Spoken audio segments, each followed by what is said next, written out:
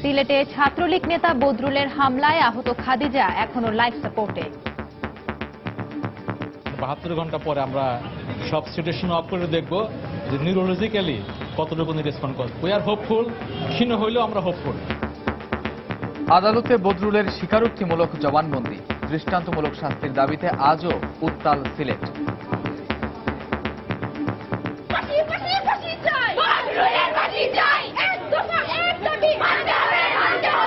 আমরা কি এই ডিজিটাল দেশ চাইছিলাম? আমাদেরকে নিরাপত্তা নাই। বদরুল নামক নরপশুর সর্বোচ্চ শাস্তি ফাঁসি কার্যকর। রিসার হত্যার যদি বিচার পেতাম, আমরা যদি আমাদের তনু হত্যার বিচার পেতাম, তাহলে এইসব ঘটনা বারবার পুনরাবৃত্তি হতো না। পারিবারিক সামাজিক অস্থিরতায় বাড়ছে আত্মকেন্দ্রিকতা, কমছে মূল্যবোধ। অন্যের প্রতি সম্মান দেখাতে হবে, যে কোনো বিষয় পেতেই হবে এমন কিছু নয়। লাইফে অনেক কিছু আছে যে আমাদের ছেড়ে দিতে হয়। দেখছিলেন প্রধান শিরোনাম। সন্ধ্যার সময় সঙ্গে আছি আমি কামরুজ্জামান মামুন এবং আমি সঞ্জানা চৌধুরী। এবারে অন্যান্য শীর্ষ সংবাদ। গুলশানের ঘটনায় এবার 54 ধারা থেকে নর্থ সাউথের সাবেক শিক্ষক হাসনাত করিমের অব্যাহতি, গ্রেফতার থাকবেন মামলায়। বগুড়ায় আত্মসমর্পণ করে 5 লাখ টাকা করে পেল 2 জঙ্গি। সরকারের খাদ্যবান্ধব কর্মসূচিতে অনিয়ম হলে কঠোর ব্যবস্থা, সংসদে প্রধানমন্ত্রী। তদারকির জন্য জনপ্রতিনিধি ও সরকারি কর্মকর্তাদের নির্দেশ। চট্টগ্রামে বুলডোজারের ধাক্কায় স্কুলের দেয়াল ধসে বাবা ছেলের মৃত্যু, সংস্কার কাজে অসতর্কতা এবং গাফিলতির অভিযোগ এনে যথাযথ বিচার দাবি। এবং একদিন পরেই শুরু শারদীয় দুর্গোৎসব, পর্যাপ্ত নিরাপত্তা দেওয়ার আশ্বাস ডিএমপি কমিশনারের। পটকা বাজি না ফোটানোর আহ্বান।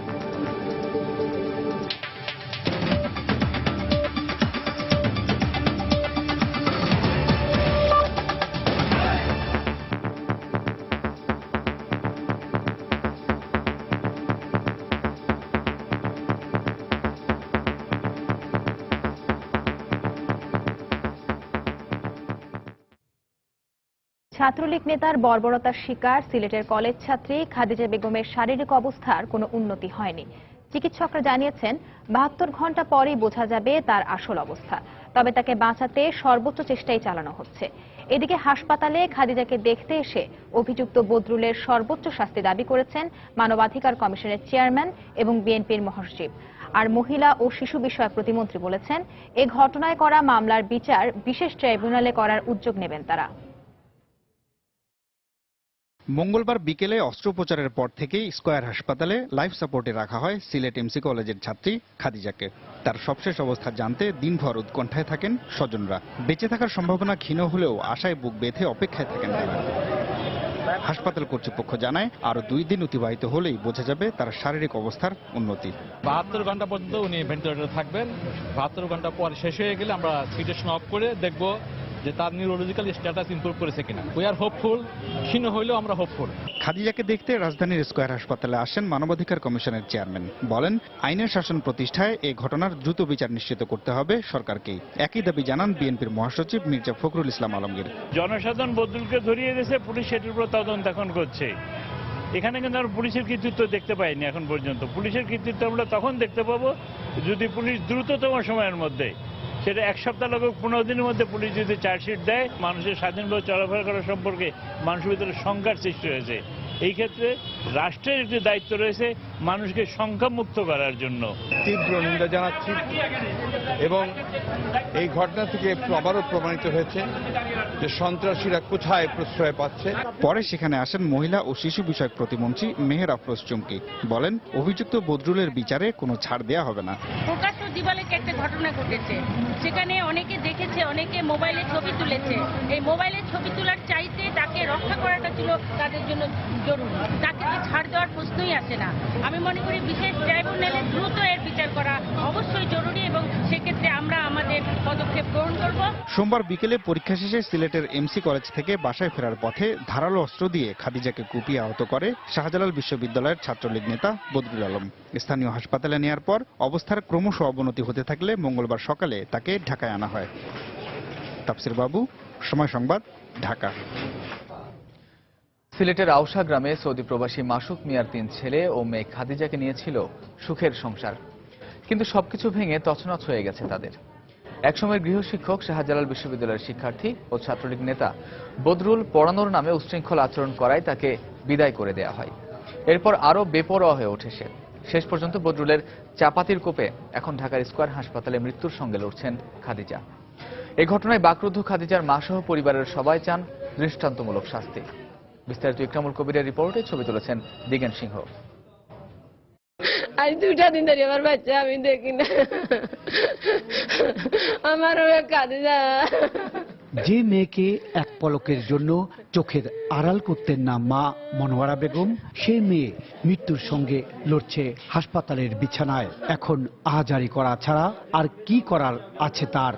আদরে বড় হওয়া মেয়ে খাদিজার এসএসসি পরীক্ষার আগে ভালো ফলাফলের জন্য গৃহশিক্ষক রাখা হয় শাহজালাল বিশ্ববিদ্যালয়ের শিক্ষার্থী সুনামগঞ্জের ছাতকের বদরুল আলমকে। কিন্তু শুরু থেকে তার আচরণে উচ্ছৃঙ্খলতা ধরা পড়ায় 4 মাসের মাথায় তাকে বিদায় করে দেওয়া হয়। যখন ক্লাস 10-এ পড়তো তখন ও বিভিন্নভাবে ট্রিট করতো। সে নিজেকে অমানুষ এবং সে কিভাবে মানুষ বানাবে আমাদের বাচ্চা, ওইটাই টের পাই। ওর চাচা হয়তো ওকে বিদায় করার একটা চেষ্টা করছিল, ও যার ধরুন 4 মাস রাখার পরে তো ওকে বিদায় করে দিছিল। বাড়ি থেকে বের করে দেওয়ার পর বেপরোয়া হয়ে ওঠে বদরুল।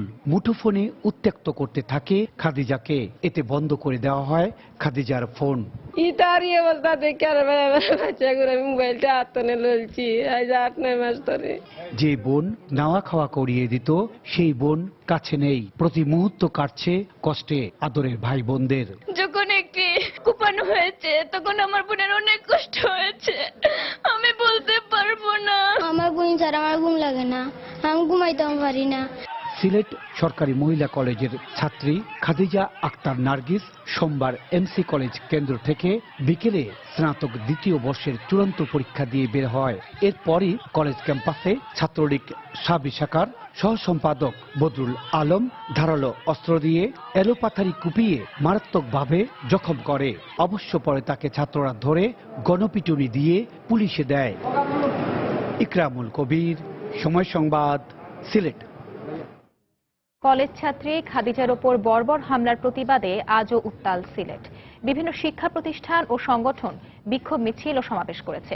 এসব কর্মসূচিতে বক্তারা খাদিজাকে হত্যা চেষ্টা সহ দেশের সব নারী নির্যাতনের ঘটনার মামলা দ্রুত বিচার ট্রাইব্যুনালে স্থানান্তর করে অপরাধীদের দৃষ্টান্তমূলক শাস্তি নিশ্চিতের দাবি জানিয়েছেন। এদিকে শিক্ষার্থীদের সঙ্গে একাত্মতা প্রকাশ করে ক্লাস পরীক্ষা স্থগিত করেছে সিলেট সরকারি মহিলা কলেজ কর্তৃপক্ষ। খাদিজার ওপর হামলার প্রতিবাদে পূর্ব ঘোষিত কর্মসূচির অংশ হিসেবে বুধবার সকালে সিলেট সরকারি মহিলা কলেজ গেট এলাকায় অবস্থান নেন সাধারণ শিক্ষার্থীরা। এ সময় তাদের সঙ্গে একাত্মতা প্রকাশ করেন শিক্ষক ও কর্মচারীরা। পরে বিক্ষোভ মিছিল নিয়ে শহরের বিভিন্ন সড়ক প্রদক্ষিণ করে আবারও কলেজ গেটে গিয়ে শেষ হয়। সেখানে সংক্ষিপ্ত সমাবেশে ছাত্রলীগ নেতা বদরুলের দৃষ্টান্তমূলক শাস্তির দাবি জানানো হয়। আমরা কি এই ডিজিটাল দেশ চাইছিলাম? আমাদেরকে নিরাপত্তা নাই, এ দেশে থাকি। পরীক্ষা দিতে গিয়ে ওনার যদি কোনো নিরাপত্তা না থাকে তাহলে তো পড়ালেখার কোনো কথাই হয় না। বদরুল নামক নরপশুর সর্বোচ্চ শাস্তি ফাঁসি কার্যকর। আর এই মামলা সহ সাম্প্রতিক যত নারী নির্যাতন এবং হত্যা মামলাগুলো যেন দ্রুত বিচার ট্রাইব্যুনালে প্রেরণ করা হয়। এই দাবিগুলোর সাথে বাংলাদেশের সকল শিক্ষা প্রতিষ্ঠান এবং তার শিক্ষার্থীরা একত্রতা প্রকাশ করবে। একই দাবিতে দুপুরে সিলেট এমসি কলেজ গেটে মানববন্ধন করে কলেজের সাধারণ শিক্ষার্থীরা। সূর্যোদয় ফাউন্ডেশনের ব্যানারে অনুষ্ঠিত এই কর্মসূচিতে বক্তারা ক্যাম্পাসে বহিরাগত প্রবেশে কড়াকড়ি আরোপ এবং শিক্ষা প্রতিষ্ঠানের সার্বিক নিরাপত্তা নিশ্চিতের দাবি জানান। আমাদের এমসি কলেজ থেকে আরো 3 দিনের সময় দেওয়া হচ্ছে সরকারকে, যদি নিশ্চিত না করা হয় আমরা নতুন কর্মসূচি দান করব। রিশার হত্যার যদি বিচার পেতাম, আমরা যদি এই আমাদের তনু হত্যার বিচার পেতাম, তাহলে এইসব ঘটনা বারবার পুনরাবৃত্তি হতো না। এদিকে খাদিজার উপর বর্বর হামলার বিচার দাবিতে নগরীর টুকের বাজার এলাকায় সচেতন নাগরিক সমাজের ব্যানারে মানববন্ধন অনুষ্ঠিত হয়েছে। এতে রাজনৈতিক, সামাজিক সহ বিভিন্ন পেশাজীবী সংগঠনের প্রতিনিধিরা অংশ নেন। এখানে কোনো রাজনৈতিক পরিচয়ের বিষয় নয়, অতি সত্বর দেশের সর্বোচ্চ যে শাস্তি আছে সেই শাস্তির মাধ্যমে তার শাস্তির ব্যবস্থা নেওয়া হোক, এটাই আমাদের জনগণের কাম্য। সময় সংবাদ, সিলেট। শিক্ষার্থী খাদিজাকে হত্যা চেষ্টার কথা স্বীকার করে আদালতে স্বীকারোক্তিমূলক জবানবন্দি দিয়েছে বদরুল। বিকেলে সিলেট অতিরিক্ত চিফ মেট্রোপলিটন ম্যাজিস্ট্রেট আদালতে জবানবন্দি দেয় সে। পরে বিচারক উম্মে সারাবান তহুরা তাকে বদরুলকে কারাগারে পাঠানোর নির্দেশ দেন। এর আগে দুপুরে ওসমানী মেডিকেল কলেজ হাসপাতাল থেকে বদরুলকে পুলিশি প্রহরায় শাহপরান থানায় নেওয়া হয়। সেখানে প্রাথমিক জিজ্ঞাসাবাদ শেষে তাকে সিলেট মেট্রোপলিটন আদালতে নেওয়া হয়। সেখানে প্রেমের প্রস্তাব প্রত্যাখ্যান করায় খাদিজাকে চাপাতি দিয়ে কুপিয়ে হত্যার অপচেষ্টার কথা স্বীকার করে জবানবন্দি দেয় বদরুল। গতকাল খাদিজার চাচা আব্দুল কুদ্দুস বাদী হয়ে বদরুলকে একমাত্র আসামি করে হত্যা চেষ্টার মামলা দায়ের করেন।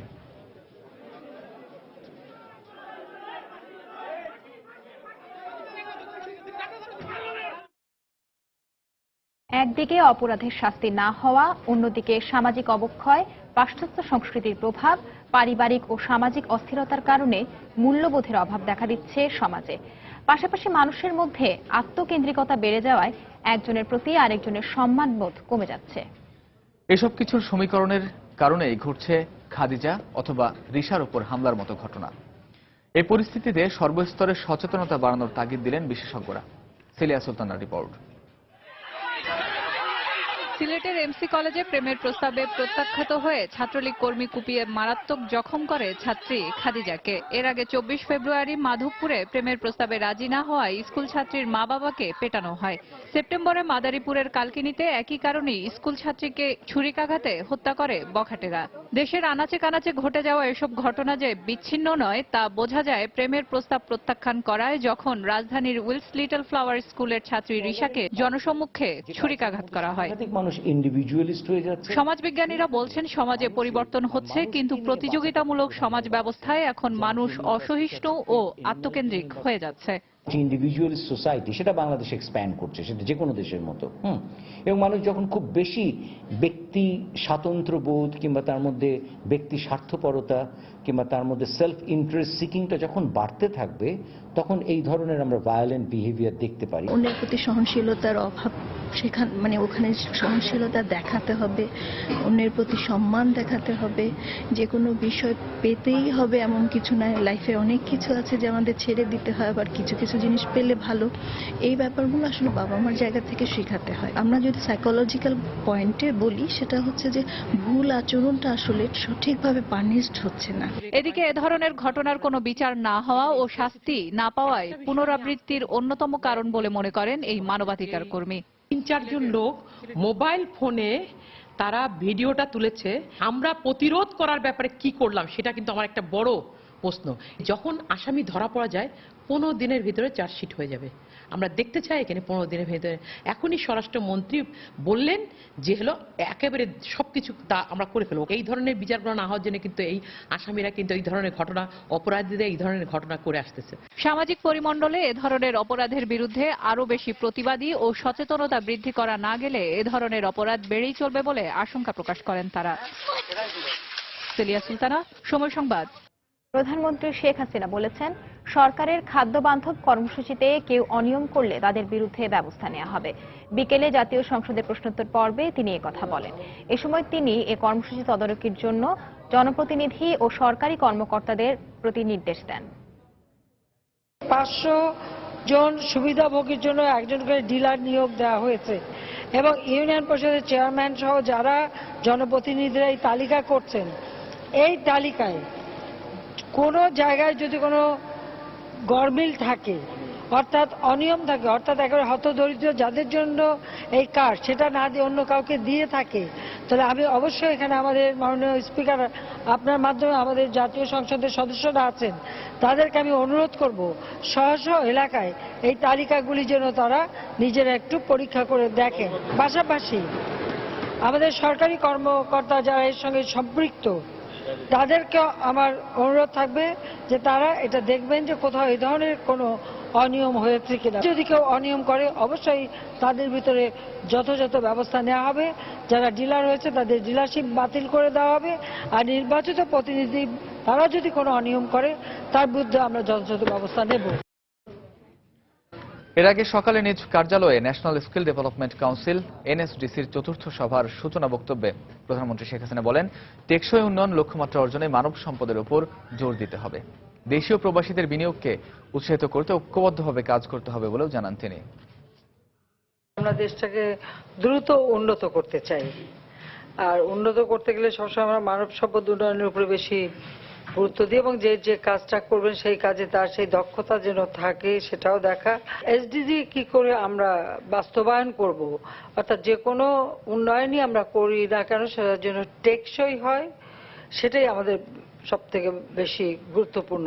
বিনিয়োগ খালি বাইরের থেকে হবে তা না, আমাদের দেশীয় বিনিয়োগও প্রয়োজন। এর সাথে সাথে আমাদের যা প্রবাসী আছে, প্রবাসীরাও যেন দেশে এসে বিনিয়োগ করতে পারেন সেই সুযোগটাও সৃষ্টি, কিন্তু তার জন্য আমাদের দক্ষতার প্রয়োজন আছে। বাংলাদেশ যে এখন কিছু করতে পারে এটা আমরা প্রমাণ করতে পেরেছি। কাজেই সেই আমাদের যে এখন যে ইমেজটা গড়ে উঠেছে সেটাকে আমাদের ধরে রাখতে হবে। সন্ধ্যার সময় আরো থাকছে। রাজধানীর হাজারীবাগে বেড়িবাঁধ এলাকায় আগুনে পুড়ে গেছে বালুর মাঠ বস্তির শতাধিক ঘর। চুলা থেকে আগুনের সূত্রপাত বলে প্রাথমিক ধারণা।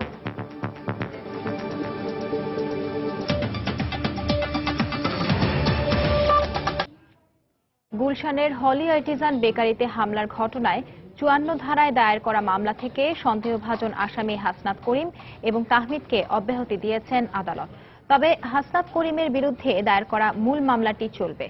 সকালে ঢাকা মহানগর হাকিম মোহাম্মদ নূর নবীর আদালত আসামিদের অব্যাহতির আবেদনের শুনানি শেষে তা মঞ্জুর করে। ঘটনার সঙ্গে তাহমিদ হাসিব খানের কোনো সম্পৃক্ততা না পেয়ে পুলিশ তার অব্যাহতির আবেদন করেন। তাছাড়া হাসনাত করিমের বিরুদ্ধে মূল মামলা থাকায় আইন অনুযায়ী তাকে ৫৪ ধারার মামলা থেকে অব্যাহতি দেওয়া হয়েছে। গত রোববার বাংলাদেশি বংশোদ্ভূত কানাডার নাগরিক তাহমিদকে জামিন দেন আদালত। গত ৩রা আগস্ট রাতে রাজধানীর বসুন্ধরা এলাকা থেকে তাহমিদ এবং গুলশানের আড়ংয়ের সামনে থেকে হাসনাত করিমকে গুলশানে হলি আর্টিজানে হামলার ঘটনায় সন্দেহভাজন আসামি হিসেবে আটক করা হয়। পরে রিমান্ড শেষে ১৩ আগস্ট তাদের আদালতে হাজির করে পুলিশ। এদিকে অ্যাটর্নি জেনারেল মাহবুবে আলম জানিয়েছেন, যথাযথভাবে খতিয়ে দেখেই গুলশান হামলার ঘটনায় ৫৪ ধারায় গ্রেফতার তাহমিদ ও হাসনাতকে অব্যাহতির আবেদন করেছে পুলিশ।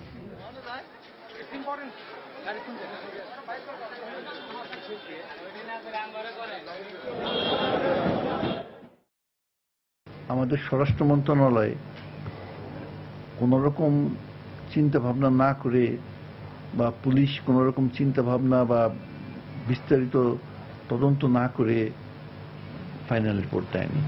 কেউ থাকলেই যে তিনি আসামি হবে সেটা বলা যায় না। আবার কোনো পার্টিসিপেট না করে যদি কোনোরকম ষড়যন্ত্রের সাথে যুক্ত থাকে সেক্ষেত্রে আসামি হবে। তো এইটা নিশ্চয়ই পুলিশ খতিয়ে দেখেছে। হাসনাত করিমের বিরুদ্ধে কিন্তু তার যে স্পেসিফিক এলিগেশন তার বিরুদ্ধে আছে এবং সেখানে তাকে কিন্তু এই ৫৪ ধারা অব্যাহতি দেওয়ার কথা বলা আছে, কিন্তু স্পেসিফিক মামলা যেহেতু তার বিরুদ্ধে হয়েছে অর্থাৎ সেই মামলাটা চলবে, ৫৪ ধারা মামলা চলবে না। তাহমিদের ব্যাপারটা হচ্ছে যে তার বিরুদ্ধে কোনো স্পেসিফিক এলিগেশন নেই এবং তার কোনো সম্পৃক্ততা পাওয়া যায়নি, এই জন্য পুলিশ অব্যাহতির জন্য প্রতিবেদন দাখিল করেছে। স্বেচ্ছায় আত্মসমর্পণ করল ৯০ জেএমবির ২ সদস্য। তাদের একজন আব্দুল হাকিম গুলশানের হলি আর্টিজানে নিহত জঙ্গি খায়রুল ইসলাম পায়েলের হাতে জঙ্গিবাদের দীক্ষা নেয় বলে জানিয়েছে র্যাব। আত্মসমর্পণকারী ২ জঙ্গির হাতে ৫ লাখ টাকা করে পুরস্কার তুলে দেন স্বরাষ্ট্রমন্ত্রী আসাদুজ্জামান খান কামাল। আত্মসমর্পণ না করলে জঙ্গিবাদের মদতদাতা ও অর্থায়নকারীদের নির্মূল করা হবে বলেও জানান মন্ত্রী। আত্মসমর্পণ করলেন গাইবান্ধার আব্দুল হাকিম ও বগুড়ার মাহমুদুল হাসান বিজয়। র্যাবের দাবি এ দুজন ৯০ জেএমবির সক্রিয় সদস্য। বগুড়ার শহীদ টিটু মিলনায়তনে এই আত্মসমর্পণ অনুষ্ঠানে ২ জঙ্গির পরিবারের সদস্যরাও উপস্থিত ছিলেন। র্যাব জানিয়েছে এ দুজনই কথিত জিহাদে অংশ নিতে প্রশিক্ষণও সম্পন্ন করেছিলেন। আব্দুল হাকিম হলি আর্টিজানে নিহত জঙ্গি খায়রুল ইসলামের ঘনিষ্ঠ সহচরও ছিলেন। আত্মসমর্পণকারী দুজনই তাদের জঙ্গিবাদে জড়িয়ে পড়া এবং নিজেদের ভুল বোঝার কথা অকপটে স্বীকার করেন। আমি যে পথে ছিলাম সেটা আসলে অন্ধকারের একটা পথ, এখানে বাঁচার কোনো ইচ্ছা মানুষের থাকে না, সামনে কোনো রাস্তা নেই। আমি সকলকে অনুরোধ করব কেউ যেন এই পথে যেন পা না বাড়ায়। পুরস্কারের ৫ লাখ টাকা দিয়ে র্যাবের তত্ত্বাবধানেই ২ আত্মসমর্পণকারী জঙ্গিকে পুনর্বাসন করা হবে বলে জানিয়েছেন র্যাবের ডিজি। এই পুরস্কার দিয়ে মূলত র্যাবের তত্ত্বাবধানে আমরা তাদেরকে পুনর্বাসন করব, যাতে করে তারা সমাজের মূল ধারায় ফিরে আসতে। এদিকে স্বরাষ্ট্রমন্ত্রী বলেছেন, জামায়াত শিবিরই জঙ্গিবাদের কথিত বড় ভাই। জঙ্গিদের চিহ্নিত করুন, এই সমস্ত জঙ্গিদের আমাদের নিরাপত্তা বাহিনীর কাছে তাদের পরিচয় দিন, তাদেরকে ধরিয়ে দিন। কে কোন দল করে সেটা বড় কথা নয়, বড় কথা হলো এই দেশের সন্ত্রাস, এই দেশের জঙ্গিবাদ কেউ পছন্দ করে না, সর্বস্তরের মানুষ ঘৃণা করে। সেজন্যই আজকে সব ঘুরে দাঁড়িয়েছে, সব একত্রিত হয়েছে, সব আজকে আমাদের মাননীয় প্রধানমন্ত্রীর ডাকে আজকে এক সুরে কথা বলছেন যে আমরা এই দেশে জঙ্গিবাদ চাই না। অনুষ্ঠানে বগুড়ার বিভিন্ন মসজিদ ও মাদ্রাসার আলেমরাও অংশ নেন। ওমর ফারুক, সময় সংবাদ, বগুড়া। কৃষি উপকরণ সহজলভ্য হওয়ায় উৎপাদন বেড়েছে বলে মন্তব্য করেছেন খাদ্যমন্ত্রী অ্যাডভোকেট কামরুল ইসলাম। বাংলাদেশ খাদ্যে স্বয়ংসম্পূর্ণ, তাই চাল রপ্তানি করতে পারছে বলে মন্তব্য করেন তিনি। সকালে রাজধানীর খামারবাড়ির মিল্কি অডিটোরিয়ামে জাতীয় ইঁদুর নিধন অভিযান 2016 উদ্বোধনী অনুষ্ঠানে খাদ্যমন্ত্রী আরো বলেন, ব্যাঙ রপ্তানির পাশাপাশি ইঁদুর প্রক্রিয়াজাত করে রপ্তানি করা সম্ভব। বর্তমান কৃষক বান্ধব সরকার সব রকম সুযোগ সুবিধা কিন্তু কৃষককে দিচ্ছে এবং এই সুযোগ সুবিধা দেওয়ার ফলেই আজকে বাংলাদেশে খাদ্যশস্য আমরা চাল রপ্তানি করতে পারছি। বিশ্বের চতুর্থ চাল উৎপাদনকারী দেশ হিসেবে বাংলাদেশের অবস্থান। ভবিষ্যতে আমরা ব্যাঙ যখন রপ্তানি করতে পারি, ইঁদুর আমরা রপ্তানি করতে পারবো ইনশাআল্লাহ। সন্ধ্যার সময় আরো থাকছে টাইগার অধিনায়ক মাশরাফি বিন মর্তুজার 33তম জন্মদিনে ভক্ত সমর্থকদের পাশাপাশি শুভেচ্ছা জানালো আইসিসি।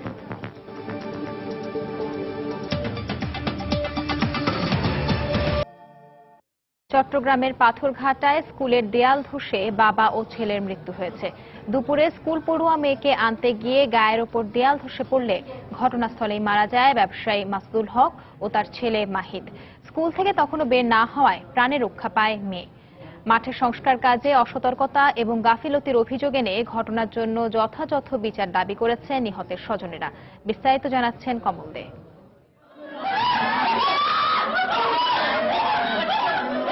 ব্যবসায়ী মাসুদুল হক দুপুর 12টার দিকে বাসা থেকে বের হয়েছেন সেন্ট স্কলাস্টিকা স্কুলে 3য় শ্রেণীতে পড়ুয়া মেয়েকে আনতে। সাথে ছিল ছেলে বলুয়ার দিঘির পার লামাবাজার স্কুলের 6ষ্ঠ শ্রেণীর ছাত্র তাসিফ মাহিদ। কিন্তু মুহূর্তেই এলোমেলো হয়ে গেল সব। প্রত্যক্ষদর্শীরা জানায় দুপুর 1টার দিকে তাদের বহনকারী সিএনজি অটোরিকশাটি সেন্ট প্লাসিড স্কুলের পাশে এসে দাঁড়ায়। এই সময় স্কুলের ঠিক সামনে খেলার মাঠের ভেতরে চলা নির্মাণ কাজে ব্যবহৃত এসকেভেটর ধাক্কায় সীমানা দেওয়াল ধসে পড়ে তাদের উপর। স্থানীয় লোকজন তাদের উদ্ধার করে চট্টগ্রাম মেডিকেল কলেজ হাসপাতালে নিয়ে আসলে চিকিৎসকরা বাবা ও ছেলে দুজনকেই মৃত ঘোষণা করে। ওরা বুঝতে পারে না গাড়িটা নাকি পিছনে আসছে, দেওয়ালটা ভেঙে পড়ে গেছে, ওদের গায়ের উপর পড়ছে। দেওয়ালটা খারাপতে দেওয়ালটা গায়ে পড়ছে, পড়ার পরে 3টা লোক নাইনে আমাদের বলে ওনারা চলে গেছে। আমরা রুগীরা যখন আমাদের কাছে আসে তখন আমাদের কাছে রুগীর কোনো জ্ঞান ছিল না, আমরা মৃত অবস্থায় রুগী দুটিকে পাই। এদিকে অসতর্কতার সাথে নির্মাণ কাজ চালানোর কারণে এই দুর্ঘটনা ঘটেছে বলে দাবি করেছে নিহতের স্বজনেরা। আমার চাচাকে হারাইছে, আজকে আমার চাচা ভাইকে হারাইছে, আর কতজনকে মানুষ হারাইলে তারপরে শিক্ষা হবে।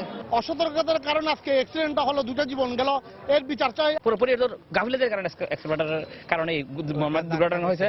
আজকে আমার ভাইকে হারান, ভাইপুতকে হারালাম। তবে ঘটনার সংশ্লিষ্ট কোতোয়ালি থানা পুলিশ জানিয়েছে নিহত স্বজনদের পক্ষ থেকে অভিযোগ জানানো হলে তদন্ত করে দোষীদের বিরুদ্ধে শাস্তিমূলক ব্যবস্থা নেওয়া হবে। দেয়ালটা বেশ পুরনো দেখা যাচ্ছে, কিন্তু এই মুহূর্তেই তাদের গাফিলতির বিষয়টি অবশ্যই আমাদের অনুসন্ধানের বিষয়। কমল দে, সময় সংবাদ, চট্টগ্রাম। দুর্গাপূজায় কোনো ধরনের পটকা আতশবাজি না ফোটানোর জন্য সবার প্রতি অনুরোধ জানিয়েছেন ঢাকা মহানগর পুলিশ কমিশনার। এছাড়া নির্ধারিত সময়ের মধ্যে বিসর্জন শেষ করার জন্য অনুরোধ জানান তিনি। সকালে রাজধানীর ঢাকেশ্বরী মন্দিরে নিরাপত্তা পরিস্থিতি দেখতে গিয়ে তিনি একথা বলেন। পটকা আতশবাজি, এটি আমি ডিএমপি কমিশনার হিসাবে ডিএমপি অধ্যাদেশের প্রদত্ত ক্ষমতা বলে ইতিমধ্যে আমরা নিষেধাজ্ঞা জারি করেছি। কোনো ধরনের পটকা আতশবাজি ব্যবহার করা যাবে না। যদি কেউ পটকা আতশবাজি ব্যবহার করে তাহলে তার বিরুদ্ধে প্রচলিত আইন মোতাবেক ব্যবস্থা নেওয়া হবে। আমরা দেখেছি বিসর্জনের সময় অনেক ভক্তবৃন্দ অতি উৎসাহী হয়ে নদীতে লাফ দেয়, সেখানে অনেক দুর্ঘটনা ঘটে। আমরা বিনীতভাবে অনুরোধ করব যে কেউ বিসর্জনের সময় নদীতে লাফ দিবেন না।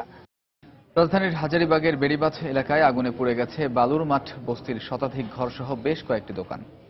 স্থানীয়রা জানায় বেলা 1:45টার দিকে রান্নাঘর থেকে আগুনের সূত্রপাত হয়। পুরো বস্তি বাঁশের তৈরি হওয়ার কারণে কোনো কিছু বুঝে ওঠার আগেই পুড়ে ছাই হয়ে যায় ঘরগুলো।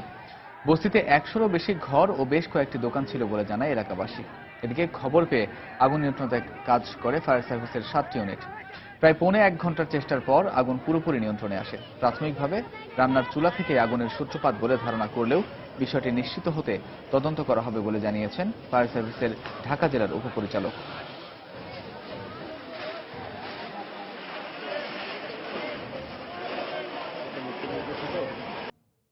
ভারতের পশ্চিমবঙ্গের নদিয়ায় মুখ্যমন্ত্রী মমতা ব্যানার্জির আদলে দুর্গা প্রতিমা তৈরি করা হয়েছে।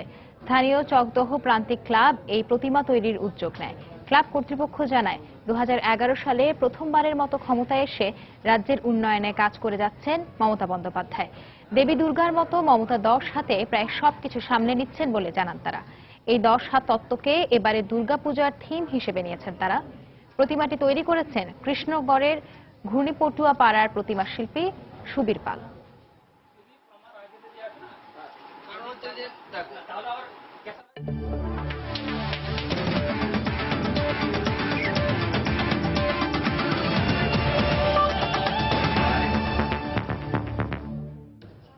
তার নেতৃত্বে বদলেছে বাংলাদেশের ক্রিকেট।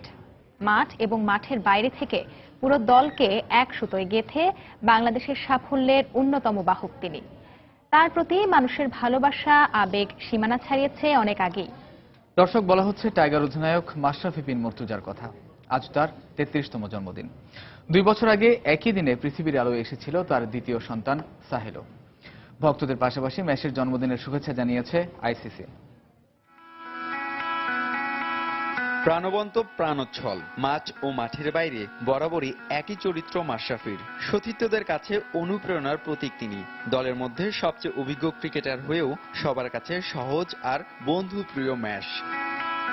পৃথিবীর ইতিহাসে বিরল তিনি, কারণ 1-2 বার হাঁটুতে অস্ত্রোপচার হলে কেউ ক্রিকেটে ফিরেছেন এমন উদাহরণ নেই। সেখানে তিনি 7 বার অস্ত্রোপচার করে ফিরেছেন। কিন্তু তারপরও হৃদয়ের রক্তক্ষরণের পর ক্রিকেট ক্যানভাসে ফিরেছেন আর জিতেছেন শত কোটি মানুষের হৃদয়, যার ভালোবাসার মুগ্ধতা ছড়িয়েছে দেশের সীমানা ছাড়িয়ে। দেশের ক্রিকেট মানচিত্রের অনন্য এই মানুষখানির জন্মদিন আজ। দেশ বিদেশের ক্রিকেট ভক্তদের পাশাপাশি সবার প্রিয় ম্যাচকে জন্মদিনের শুভেচ্ছা আর ভালোবাসায় সিক্ত করেছে ক্রিকেটের সর্বোচ্চ সংস্থা আইসিসি। সেই সাথে ইংল্যান্ডের বিপক্ষে সিরিজ জয়ের শুভকামনাও জানিয়েছে আইসিসি। 1983 সালের 5 অক্টোবর নড়াইল জেলায় জন্মগ্রহণ করেন। পরিবারের 2 ভাইয়ের মধ্যে তিনি বড়।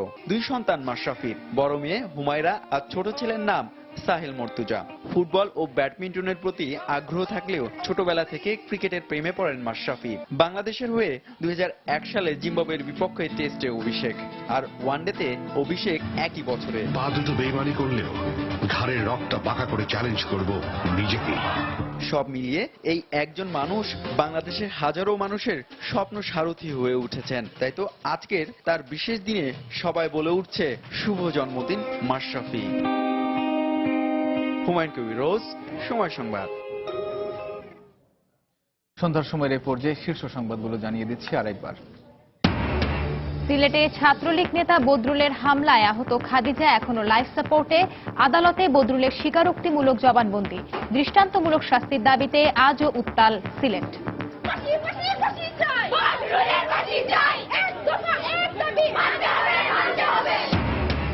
গুলশানের ঘটনায় 54 ধারা থেকে তাহমিদ ও সাবেক শিক্ষক হাসনাত করিমের অব্যাহতি। গ্রেফতার থাকবেন হাসনাত। বগুড়ায় আত্মসমর্পণ করে 5 লাখ টাকা করে পেল 2 জঙ্গি। সরকারের খাদ্য বান্ধব কর্মসূচিতে অনিয়ম হলে কঠোর ব্যবস্থা। সংসদে প্রধানমন্ত্রী। তদারকির জন্য জনপ্রতিনিধি ও সরকারি কর্মকর্তাদের নির্দেশ। চট্টগ্রামে বুলডোজারের ধাক্কায় স্কুলের দেয়াল ধসে বাবা ছেলের মৃত্যু। সংস্কার কাজে অসতর্কতা এবং গাফিলতির অভিযোগ এনে যথাযথ বিচার দাবি। এবং একদিন পরে শুরু শারদীয় দুর্গোৎসব। পর্যাপ্ত নিরাপত্তা দেওয়ার আশ্বাস ডিএমপি কমিশনারের। পটকা বাজি না ফোটানোর আহ্বান। এই ছিল সন্ধ্যার সময়। যে কোনো খবর পেতে ভিজিট করুন সময় নিউজ.টিভি আর সঙ্গে থাকুন সময়।